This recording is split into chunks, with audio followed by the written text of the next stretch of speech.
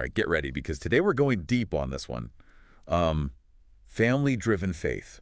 What it takes to raise sons and daughters who walk with God. Ooh, that's a good one. Yeah, it's by Voddie Baucham Jr. The book first came out in 2007, and then they reprinted it in 2011. Okay. And it's actually part of a 5-part audio series, Wow. which is pretty cool. We're going to be focusing on the first 2 chapters today. And right away in the introduction, Baucham kind of hints us with this statistic that is, I don't know, kind of sobering. Yeah. He says most Christian teens are leaving the faith by the time they finish their freshman year of college. Yeah, I've heard that. That's a pretty big problem. Yeah. Really makes you wonder, like, what's going on? It does. It makes you wonder, like, what are we doing wrong? Are we doing something wrong? Right. I mean, why are all these kids leaving the faith? You would think. You'd think they'd be getting stronger in their faith, right? Exactly. As they get older.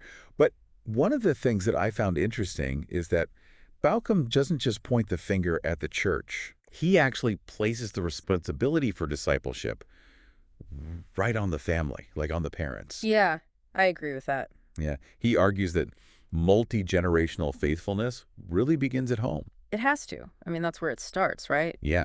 And, you know, one of the things that I think makes his perspective even more powerful is that he and his wife didn't come from these perfect Christian families. Yeah. You know, like everything was just peachy and they just, you know, sailed into adulthood with this perfect faith. Right. But they were able to transform their own family life by following these biblical principles. So it's kind of like, okay, if they can do it, then there's hope for the rest of us, right? There is, for sure. So let's jump into chapter 1, the lay of the land. Baucham opens with this question that I think will resonate with probably every parent listening. He says, do you know where your children are spiritually? Wow. That's deep. Yeah, it is. It's such a simple question, but it's like it makes you stop and think. Like, do I really know? And then to further emphasize his point, he brings out another statistic. Okay. And he says that somewhere between 70 and 88% of Christian teens leave the church by their second year of college. That's a lot. That's a lot. That's huge. It is. Yeah, that's scary. It really is. It's like, this isn't just a few kids here and there. This is like a widespread phenomenon. So, you know, it really begs the question, like, why are so many young people abandoning their faith? Right. What are we missing? Like, what's going on? Yeah, what's the disconnect? Yeah, what's the disconnect? And so Baucham digs into some research to try to answer this question. Okay. And he cites some of the work of George Barna and Christian Smith, who I know you're familiar with. Yeah. And they've done like tons of studies on the faith of young people. And their findings are pretty disturbing. They found that there's a lack of biblical literacy among Christian teens. Like, they just don't know what the Bible says. Well, that makes sense if they're not being taught. Yeah. And then on top of that, they're also heavily influenced by secular humanism, which is basically a worldview that rejects God and places humanity at the center of everything. Yeah. So it's like they're getting these messages from all sides that are just like completely contradicting. Right. It's like they're getting told in opposite directions. Yeah, exactly. And Baucham doesn't just talk about the research in some abstract way. Okay. He actually brings it to life by sharing this story about a young woman that he encountered at a Christian university. Oh, wow. And this young woman is struggling with her faith. She's questioning everything. And she's in this relationship that is causing her a lot of pain and heartache. Okay. And it's just like such a powerful illustration of, you know, this isn't just some isolated case. Yeah. This is happening. This is the reality. This is the reality for so many young people today. Yeah. And it just really makes you think, you know, like, what kind of foundation are we laying for our children? Are we equipping them to stand firm, to weather the storms? To weather the storms, Yeah. exactly. Yeah. And that leads into Baucham's point about family life being like the proving ground for our faith. Okay. He talks about his own life, how he balances his professional ministry with being a husband and a father. Yeah. And he says, quote, "Our home is to be the proving ground for our faith. It is here that we work out our salvation or demonstrate that we have none." So he's not just talking the talk. Right. He's walking the walk. Right. Exactly. And he ties this back to Scripture, referencing verses like Matthew 22.3440 about loving God and our neighbor. Yes. And 1 John 2, 9 through 11, Right. which warns against claiming to love God while hating your brother. You know, it's about the integration, right? Putting your faith into action. Yeah, like Right. you can't compartmentalize your faith. You can't say, okay, I'm a good Christian on Sunday, but Monday through Saturday, it's a free-for-all. Exactly. It's about living it out in every Yeah. area of your life. So starting with your family. And this is where Baucham brings up a really interesting point about the qualifications of church leaders. I was just about to say that. It's like he's setting a high bar there. He is. He digs into those biblical qualifications Yeah. for elders and deacons that are found in 1 Timothy 3, Titus 1, and 1 Peter 5. And he says, and I quote, "One of the most important qualifications for leadership in the church is that a man must manage his own household well." It makes you think about how that's often overlooked, you know? It does. We focus so much on the outward appearance of leadership. Right. But what about the foundation, the Yeah. family? What's going on at home, you know? And he's basically saying if you can't lead your own family well, how can you lead God's people? Makes sense to me. Yeah. And then he doesn't stop there. He actually goes on to share his own struggles and triumphs in marriage and parenting. Oh, wow. That's pretty vulnerable. Yeah, he says, "My wife and I are far from perfect. We don't have a perfect marriage, and we certainly don't have perfect children. But we have made a commitment to follow God's word in our home." And I think that's encouraging because who has a perfect family? Like, nobody I know. Nobody. It's refreshing to hear someone admit that, you know, and it Yeah. makes him seem more real. It does. And then to illustrate this idea of, you know, having a biblical worldview versus a cultural worldview, Right. he introduces this really, I think, brilliant analogy of widescreen versus full screen. Oh, I love that analogy. It's so visual. It is. And he basically says that we can watch like the movie of life in two ways. Okay. We can watch it in widescreen, which gives us the full picture, or we can watch it in full screen, which cuts off parts of the image, you know, because that's what we're used to seeing. And the widescreen represents, of course, the biblical worldview. Right. Seeing the bigger picture. Exactly. And the full screen represents that narrow, culturally defined view. Right, right. Where you're missing pieces. Yeah.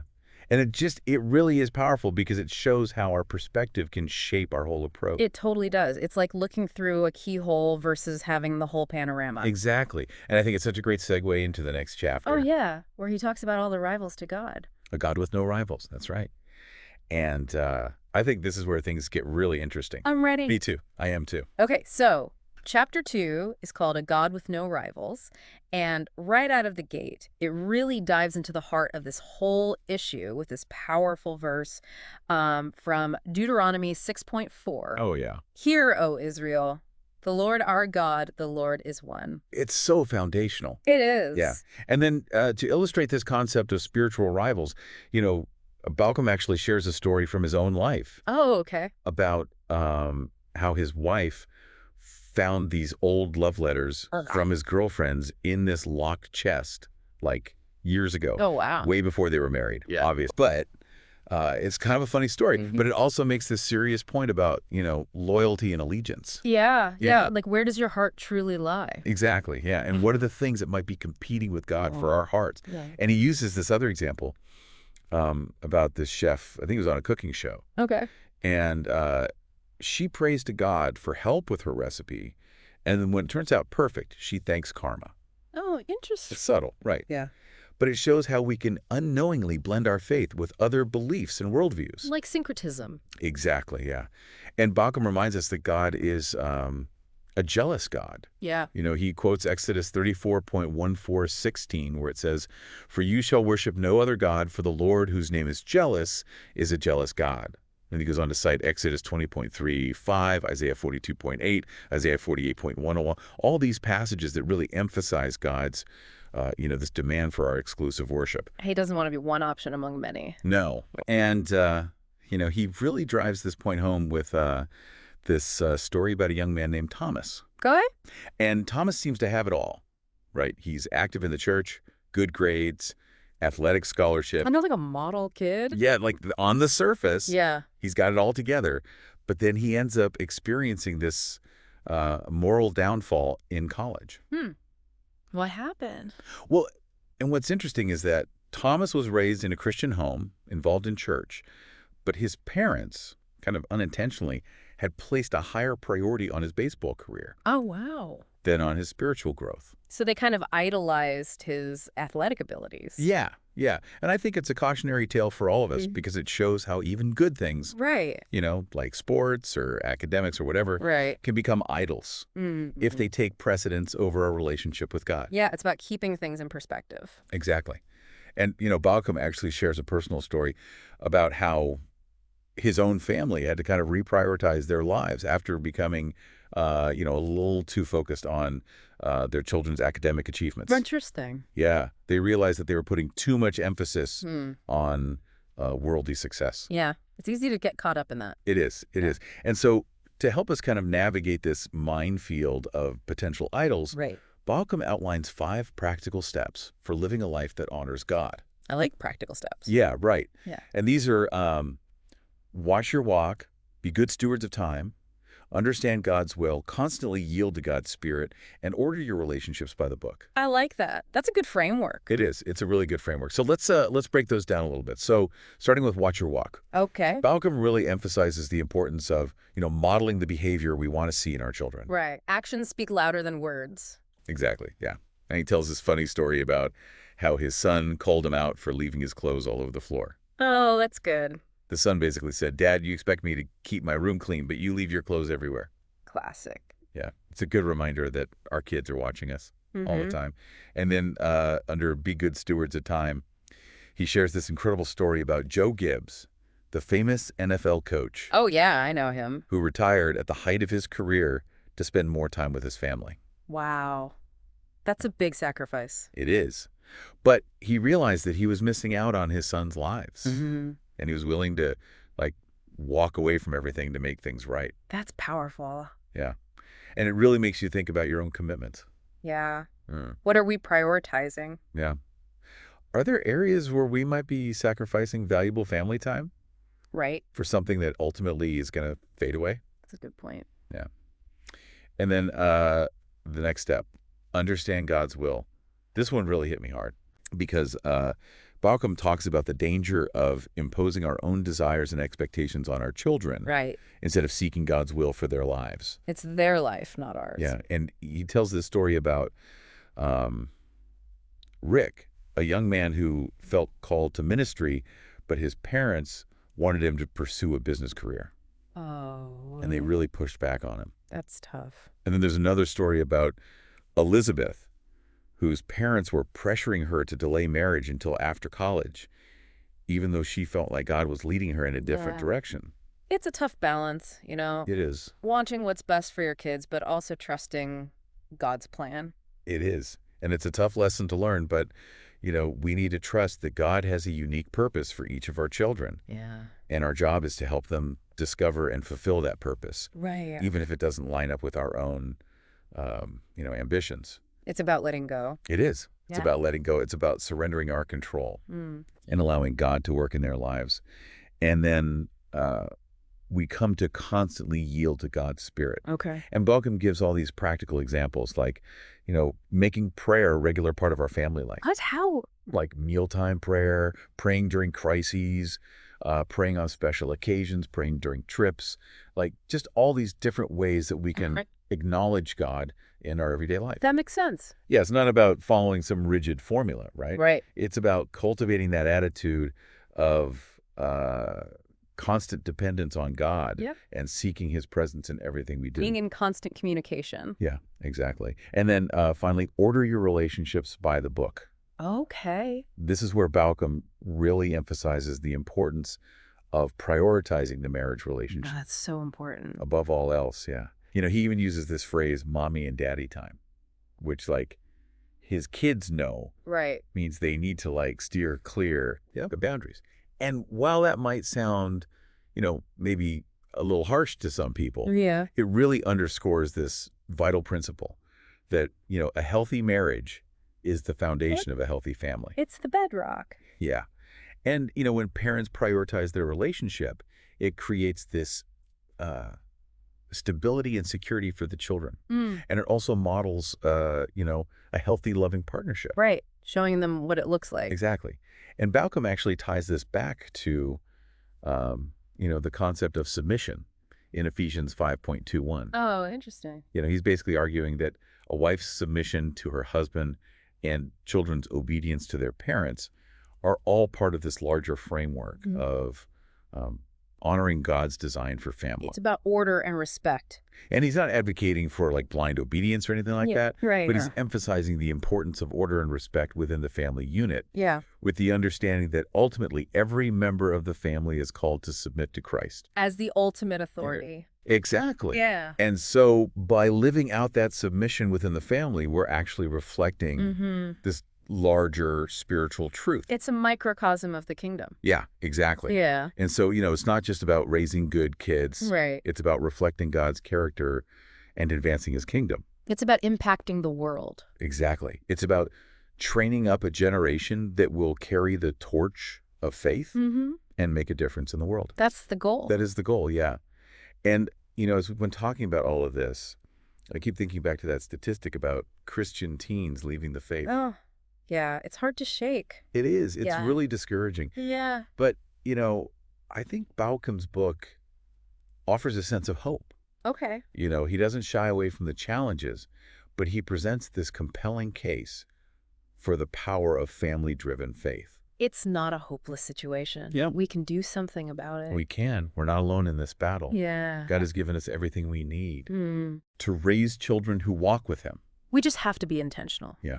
And it all starts with us, the parents. Right. We have to be the ones to set the tone, model the behavior, and create a home environment where faith is, not just a Sunday morning activity, but a way of life. Yeah.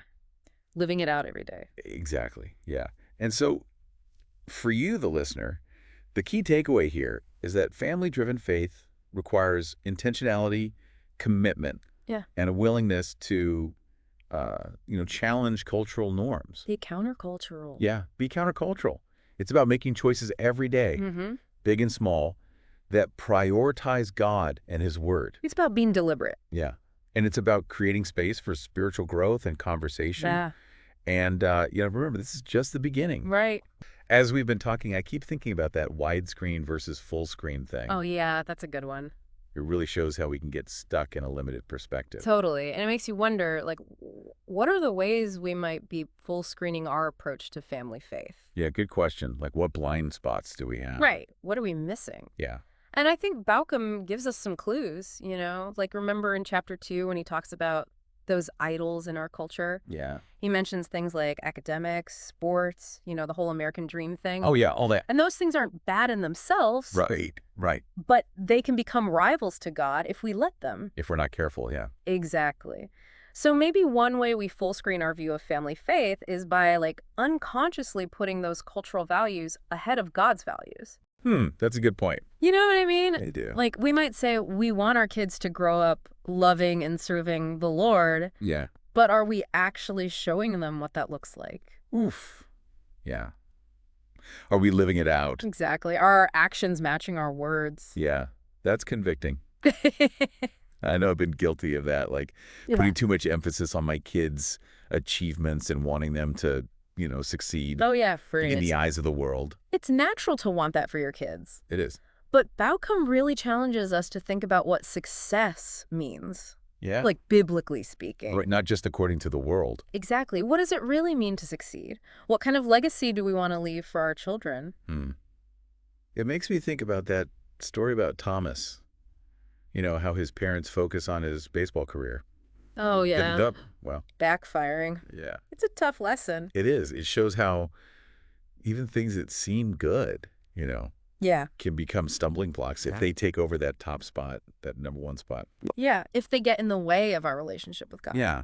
Yeah. And, speaking of stumbling blocks, Baucham doesn't shy away from those tough issues. Right. The hard stuff. The really hard stuff, like divorce, pornography, substance abuse. The things we don't like to talk about. Yeah, the elephants in the room, That they're real. they are. Very And he good. approaches them with so much compassion and grace. Yeah. He doesn't shame people. No. He just reminds us that God can work in those messy situations. Yeah, even in the midst of brokenness, Yeah. God is still there. He's there. And he emphasizes forgiveness, seeking help when we need it, and the power of the gospel to heal, even the deepest wounds. The gospel is good news for everyone. It is. It's a message of hope and redemption. For sure.